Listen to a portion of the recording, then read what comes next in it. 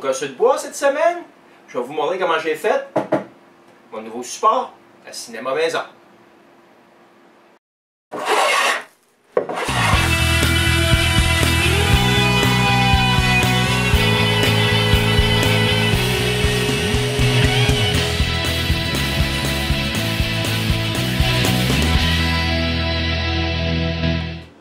Mon équipement de Cinéma Maison, il est présentement dans un petit meuble, même pas en bois, qui date des années 80. Il est tellement mal adapté à mes nouveaux besoins, que j'ai même été forcé de mettre une planche pour supporter l'amplificateur de mon Cinéma Maison. Pour ce projet-là, je fais quelque chose que je fais pas souvent. J'ai acheté une belle planche d'acajou de 8 quarts, 15 pouces de large, puis 10 pieds de long. Je la marque, puis je la coupe. Mais à ce moment-là, il y a un petit pop derrière la tête qui me dit « c'est peut-être pas une bonne idée de la couper tout de suite ». À la place de couper la planche, je vais à l'ordinateur, puis avec le programme Big Print de woodgears.ca, je fais imprimer mon plan sur plusieurs pages. Je colle toutes les feuilles ensemble pour avoir un plan à grandeur réelle. Une chambre, j'ai fait ça. Il passe pas le test ultime. Je prends des mesures cette fois-ci. Je dessine des modifications sur les feuilles, puis je redessine le support. Je réimprime un nouveau patron en grandeur nature. Puis maintenant, c'est le vrai départ. Cette fois-ci, là, je commence par coller mes patrons sur un morceau de plywood. J'ajuste mon guide de refente à 3 pouces. Puis je coupe les patrons du morceau. Sur le patron des supports horizontaux, je coupe l'épaulement sur les deux côtés. Ensuite, je coupe la forme du tenon. Quand c'est fait, je coupe les patrons en ruban.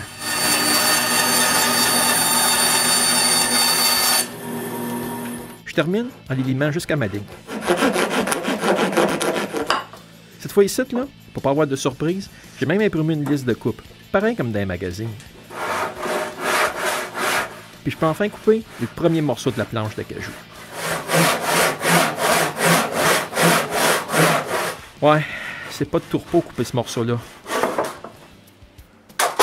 Je coupe l'autre avec ma scie circulaire, ce morceau de styrofoam.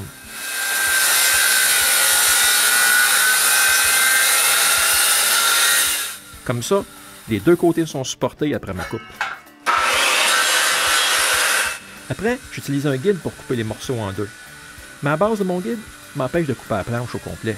Je finis donc à 100 rubans.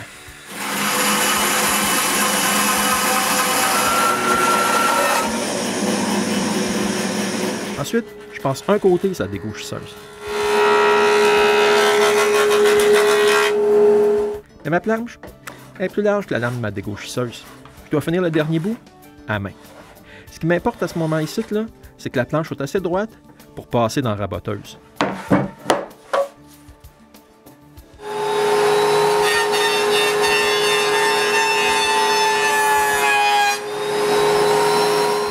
Quand j'ai toutes les faces parallèles, je mets un bout d'équerre avec la dégauchisseuse. Sur le banc de scie, je coupe l'autre côté droit. Avant d'aller plus loin, je me suis aperçu que j'avais oublié de vernir mes patrons. Quand il y a du vernis, le ruban adhésif à double face, il colle mieux, puis il dure plus longtemps. Maintenant, je coupe tous les morceaux à 3 pouces et demi pour ensuite les recouper toutes à leur bonne longueur.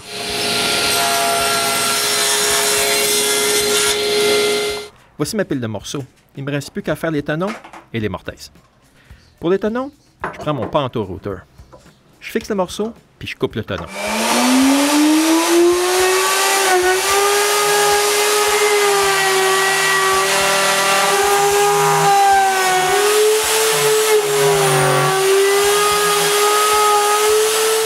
Voici 3 morceaux qui vont devenir les supports de tablette.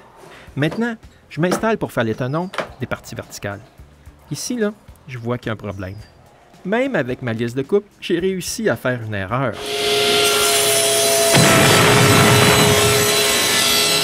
Le reste des pièces devrait être coupé à 3 pouces seulement. Maintenant que les morceaux sont à bonne largeur, je peux faire les tenons sur les deux parties verticales.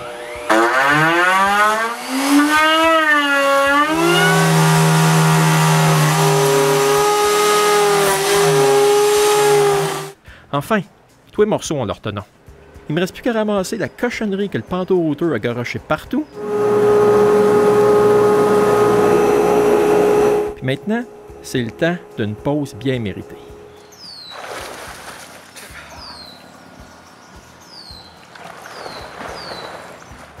Après m'être rafraîchi, je change d'outil. Je vais maintenant utiliser ma mortaiseuse. C'est beaucoup plus facile à ajuster la mortaise avec un tenon. Je commence par la hauteur verticale. Ensuite, la largeur du tenon. Puis je verrouille le tout.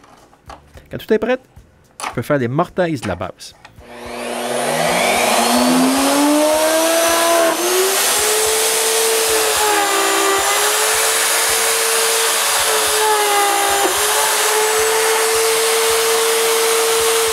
Quand la base est finie, avec l'aide de mon plan, je marque l'emplacement des mortaises sur le support vertical. Étant donné que le chariot où sont fixés le pantorouteur et la mortaiseuse sont sur des roulettes, je fixe avec des serres le chariot à mon établi. De cette manière-là, je peux mettre un arrêt sur mon établi, comme ça les deux morceaux auront leur mortaise à la même place.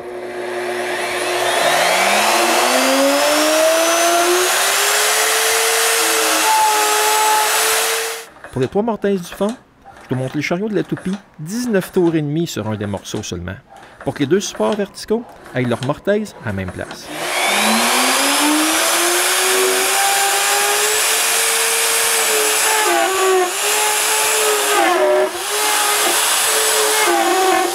Le nettoyage pour les mortaises, il est beaucoup plus facile. Je perce des trous sur les supports horizontaux pour y mettre des aimants. Ils vont me servir à retenir les tablettes. J'espère que j'aurai pas de surprise dans le futur avec ça. Mes gabarits du pantorouteur ont laissé des petits bouts que je dois couper. Je marque la forme des supports horizontaux pour pouvoir couper 2 supports par morceau.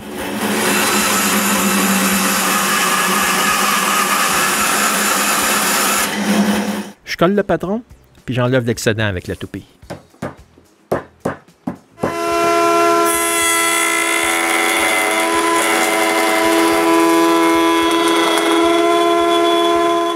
Quand le morceau est pareil comme le patron, je charbe les marques de mèche de toupie.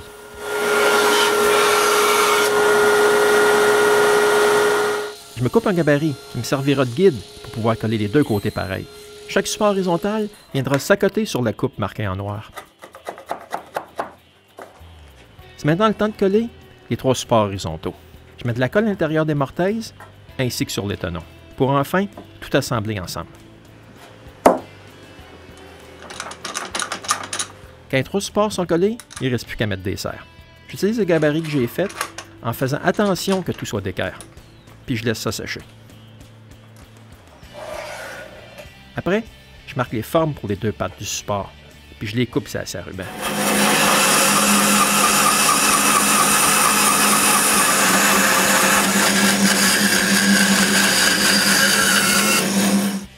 Avec du ruban adhésif à double face, je colle le patron sur les pattes, puis je finis la forme sur la table de toupie.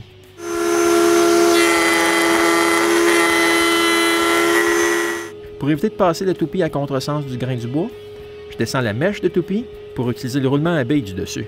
Je tourne le morceau, puis je finis la forme avec le patron sur le dessus.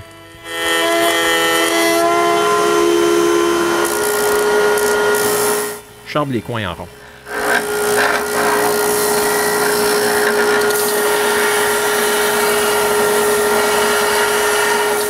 J'enlève les marques de toupie en les sablant.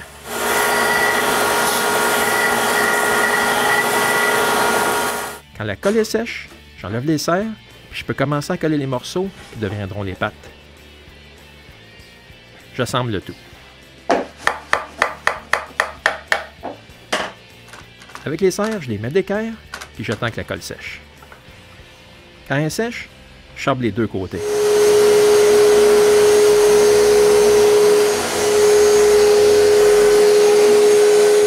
Le dernier support horizontal, il n'est pas à la même hauteur que celui vertical. Je dois le varloper. Quand il est à la même hauteur, je peux le sabler.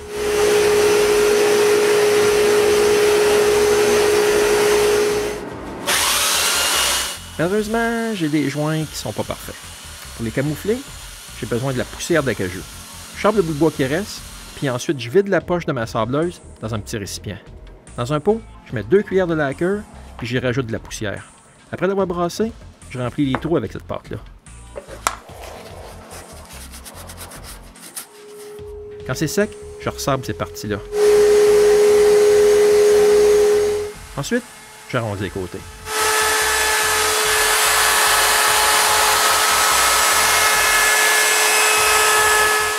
Les bouts, eux, je les arrondis à la main avec du papier sablé. J'en profite pour arrondir les 3 supports du fond.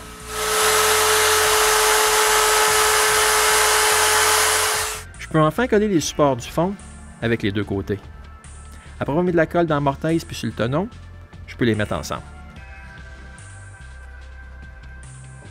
Après avoir mis de la colle sur tous les autres tenons puis dans toutes les autres mortaises de l'autre côté, je peux les mettre ensemble. Pour garder la même largeur de l'avant à l'arrière, j'ai coupé 4 bâtons de la même longueur que j'insère entre les supports. Ensuite, je mets du poids sur le tout. Quand la colle est sèche, je chambre tout égal.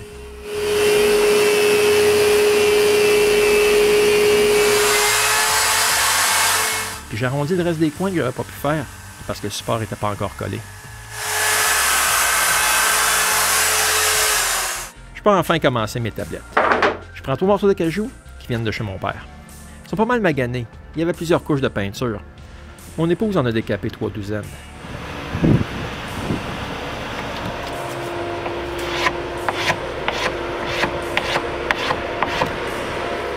Maintenant, pour m'en servir, il ne me reste plus qu'à couper les côtés endommagés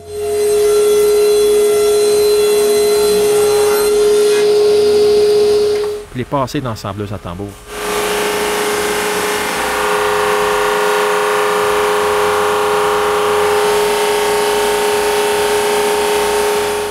Après avoir sablé les 3 morceaux, je marque les bouts que je dois couper, puis je les coupe.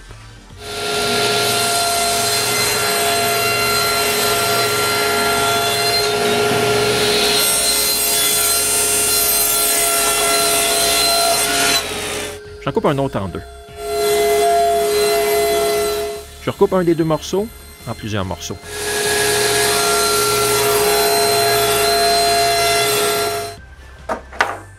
Maintenant que j'ai tous les morceaux pour faire les 4 tablettes, je peux les coller ensemble. Les voici présentement en train de sécher. Après que la colle soit sèche, je les passe dans l'assembleuse à tambour pour avoir une épaisseur uniforme.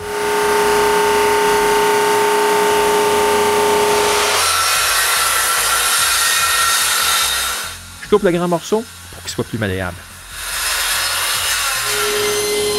Je refends toutes les tablettes à leur profondeur. Je mets l'arrêt sur mon chariot de coupe, puis je coupe les tablettes à bonne largeur.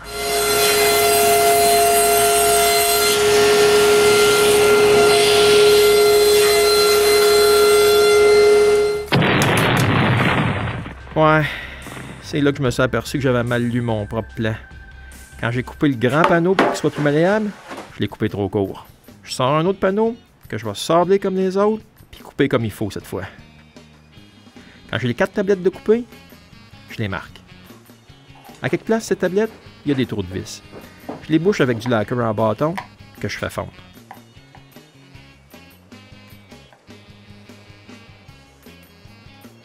Pendant que le lacquer refroidit, j'en profite pour marquer les coins ronds. Pour marquer l'emplacement où je vais mettre les aimants à ces tablettes, je me coupe un clou à toiture. Je colle au centre d'un aimant que je mets dans les trous que j'ai fait dans le support. Je dépose les tablettes à leur place, ces clous coupés. Je mets une pression pour marquer le bois. Avant de percer les trous dans les tablettes, je vérifie si je vois bien les marques. Puis je perce les trous.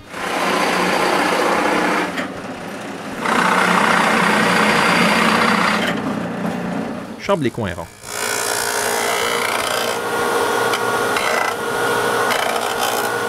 Je mets le même arrondi que j'ai mis sur le support sur toutes les tablettes.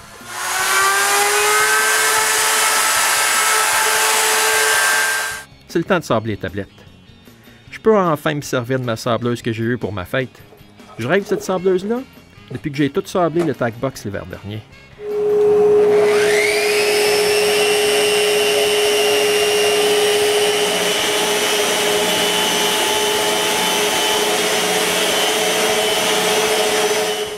Les côtés, puis les arrondis, les autres, je les sable à la main. Je fais le dernier sablage tout à la main.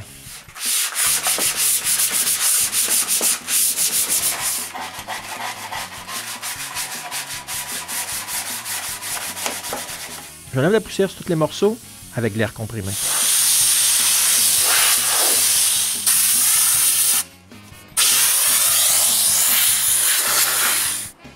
Ensuite, je lave le tout avec de l'alcool. En passant, si vous laissez des panneaux comme ça au soleil, ils vont courber. Puis vous allez peut-être jurer. Ouais, je les ai mis à sécher de l'autre côté, puis ils sont revenus droits. Je peux maintenant mettre le fini.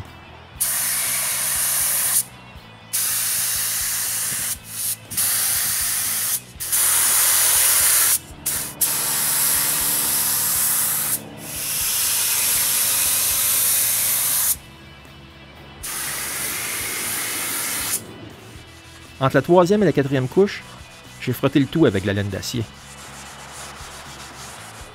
Quand le fini est sec, je marque l'emplacement où je vais mettre les pattes antidérapantes sur le support.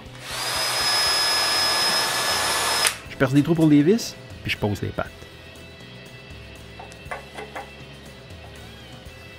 Il faut maintenant que je colle les aimants dans leurs trous.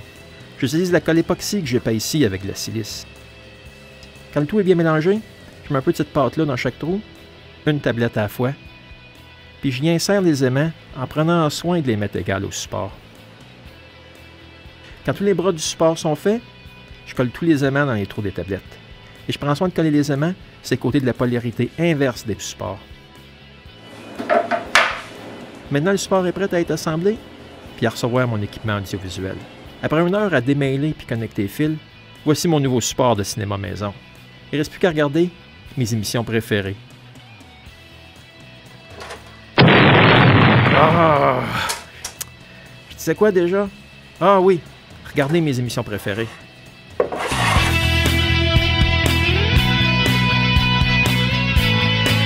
Merci, à la prochaine pour un autre épisode du Gosseux de bois.